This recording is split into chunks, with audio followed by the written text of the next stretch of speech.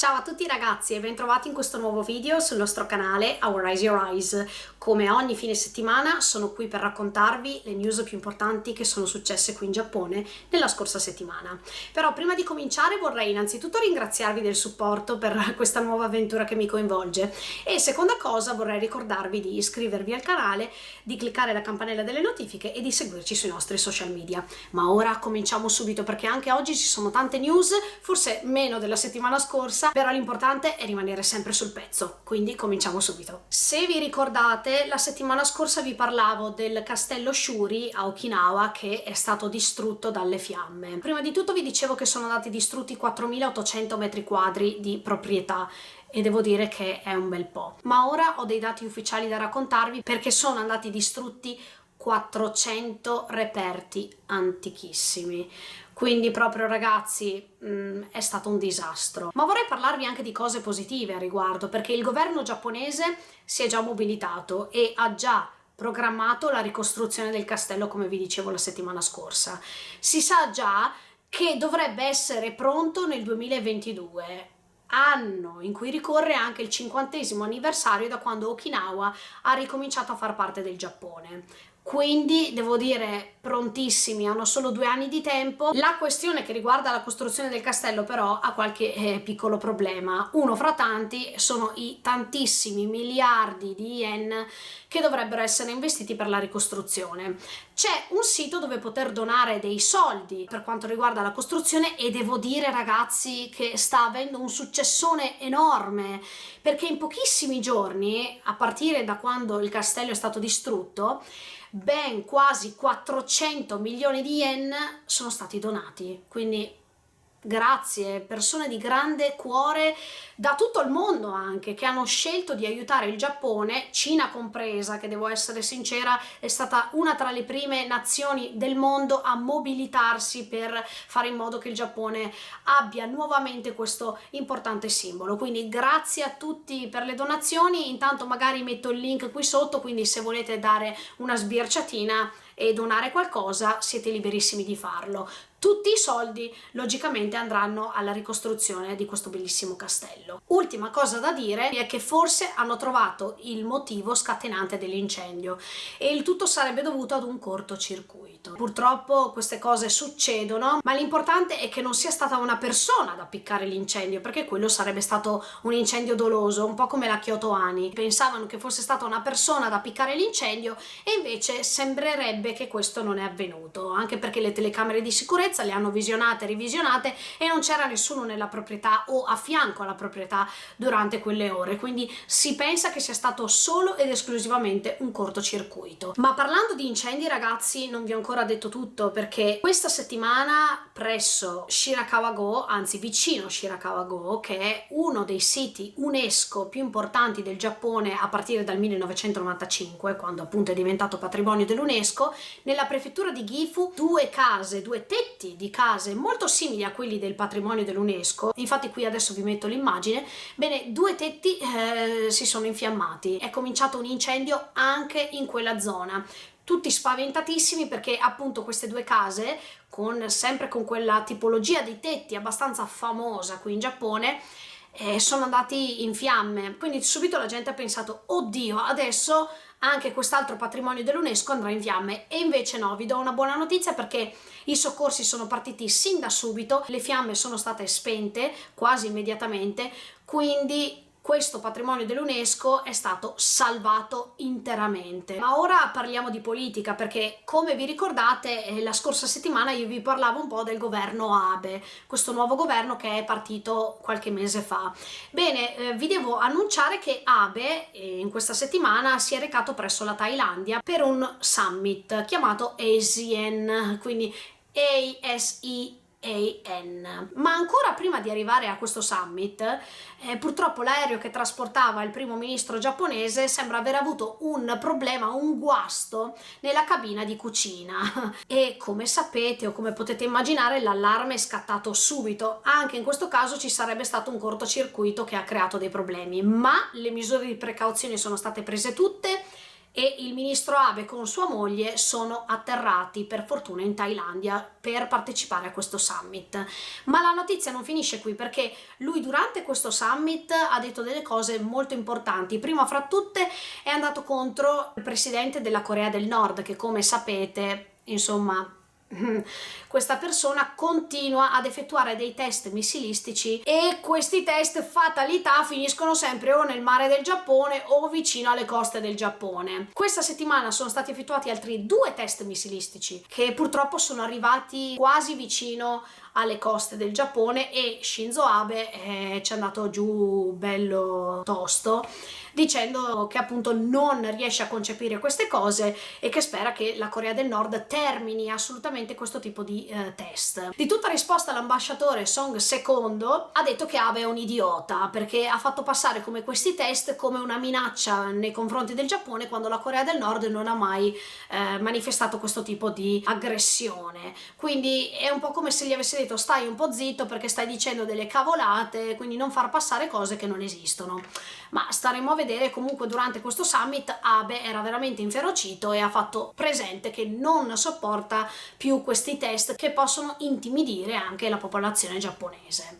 Ma non è tutto, perché come sapete fuori una Corea ne arriva dentro un'altra. Durante questi ultimi mesi il Giappone sta avendo dei problemi anche con la Corea del Sud. Il tutto è rivolto al dopoguerra, dopo la seconda guerra mondiale, e c'è stato un incontro con il presidente Moon, che è il presidente della Corea del Sud. Hanno parlato per ben 2 ore e mezza circa e qualche esponente statunitense ha detto che durante questo meeting l'incontro sembrava molto pacifico, stavano discutendo di cose importanti. Chissà, può essere che riescano a trovare un accordo per poter mandare avanti l'amicizia tra i 2 paesi, amicizia, diciamo un rapporto civile tra questi 2 paesi. Speriamo invece che con questo meeting le cose possano cambiare, o speriamo che dopo questo meeting i 2 paesi possano fare pace, anche se penso che ce ne vorrà ancora un bel po'. In ogni caso io vi terrò aggiornati, vi farò sapere. Vi ricordate che io la settimana scorsa, sempre parlando della Corea del Sud,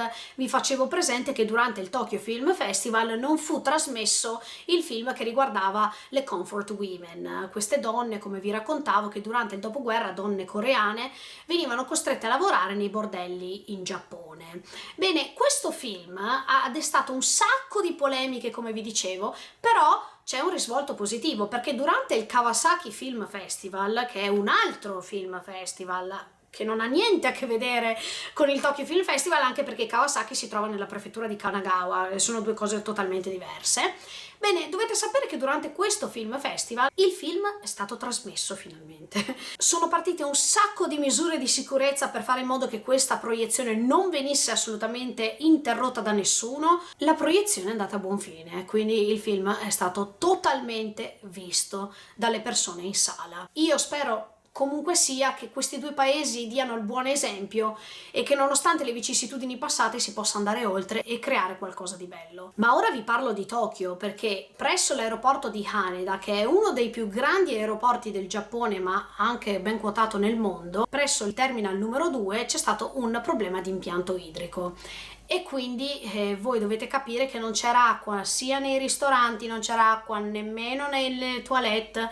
Un disastro. Qualche giorno fa avevano mostrato infatti che i ristoranti erano tutti chiusi, soprattutto al 4º piano, 4º, 5º piano, dove ci sono appunto i ristoranti, e presso le toilette non scorreva l'acqua sia nei WC che nei lavandini. Allora che cosa hanno fatto? Nei bagni pubblici presso il Terminal 2 di questo aeroporto hanno lasciato quantomeno delle bottigliette d'acqua di modo che le persone potessero lavarsi le mani. Speriamo che la situazione possa cambiare. Ma ora parliamo di un evento bellissimo, perché come sapete 2 settimane fa è stato incoronato ufficialmente il nuovo imperatore e la nuova imperatrice del Giappone, e proprio oggi, mentre state guardando il video, c'è la parata ufficiale del nuovo imperatore e della nuova imperatrice del Giappone. Ovviamente settimana prossima io vi dirò com'è andata, sicuramente sarà andata benissimo, però vi voglio dire che un sacco di persone stanno aspettando l'imperatore e l'imperatrice che passeranno tra la folla. Devo dire che ci sono circa 20.000 persone che li aspettano, quindi è una parata che ha già cominciato a prendere tutte le misure di sicurezza possibili, di modo che non venga interrotta in alcun modo o che non ci siano disguidi al riguardo. Questa parata è stata spostata perché non era prevista per il 10 novembre. Perché è stata spostata? Punto 1, perché pioveva sempre, e punto 2, perché ci sono stati un sacco di danni causati dalle piogge e tifoni e quant'altro, quindi hanno preferito posticiparla di un po', di modo che ci fosse bel tempo e che le persone potessero godersi la parata. Sicuramente vi farò sapere com'è andata la settimana prossima, vi aggiornerò e vi farò vedere anche le immagini qui sotto. Ma parliamo di meteo, perché qui in questo video si parla un po' di tutto. Ho due notizie molto belle. La prima è che è cominciato il foliage autunnale e quindi questi colori che trasformano i paesaggi giapponesi in qualcosa di meraviglioso, questa gradazione di colori che passa dal giallo al rosso. Per chi conosce bene il Giappone sa di cosa sto parlando. Già presso il monte Unzen questa settimana potete dare un'occhiata a dei colori bellissimi,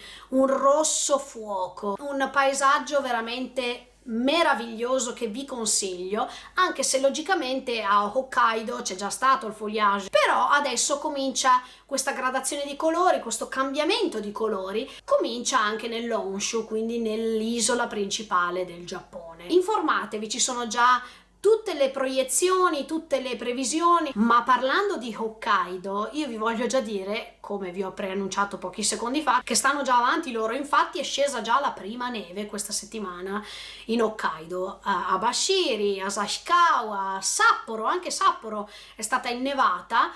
E che bello, perché questo sta a significare solo una cosa, che l'estate finalmente è strafinita e l'inverno comincia ad arrivare e io non vedo l'ora perché amo l'inverno. E voi che stagione preferite? Scrivetelo qui sotto nei commenti. Ma adesso parliamo di tecnologia rivolta anche ai videogames, perché è uscito il nuovo Nintendo Switch console e ragazzi, qui in Giappone ha già venduto 10 milioni di pezzi.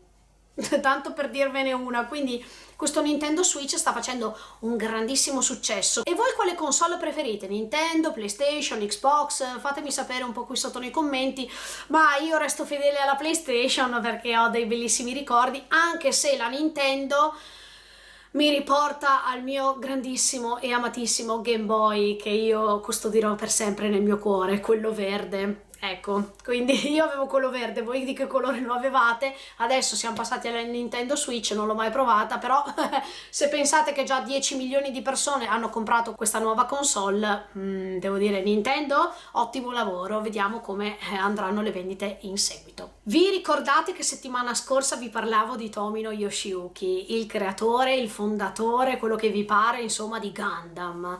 Ebbene, questa settimana torno a parlare di Tomino Yoshiyuki in un'altra veste, perché è stato il suo compleanno e ha compiuto 78 anni.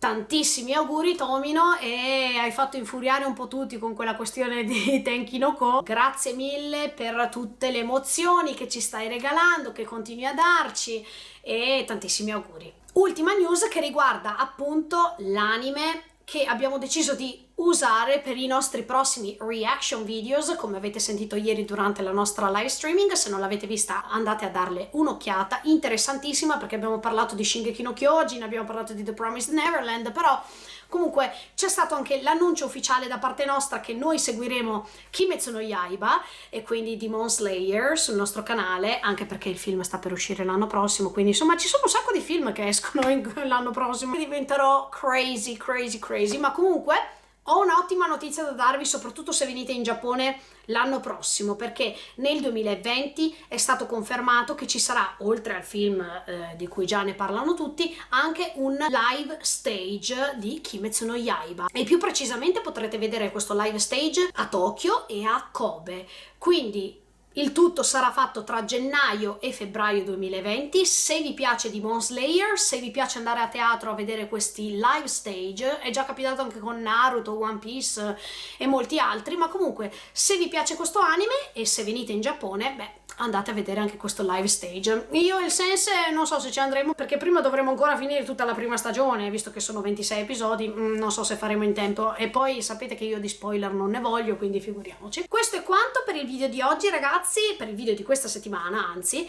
Io vi ringrazio tantissimo del supporto, continuate ad iscrivervi al canale, fateci arrivare almeno a 5.000 iscritti, vediamo, ce la facciamo? Non lo so, dipende solo da voi.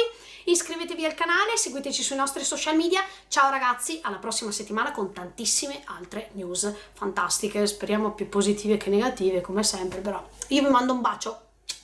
Ciao, alla prossima!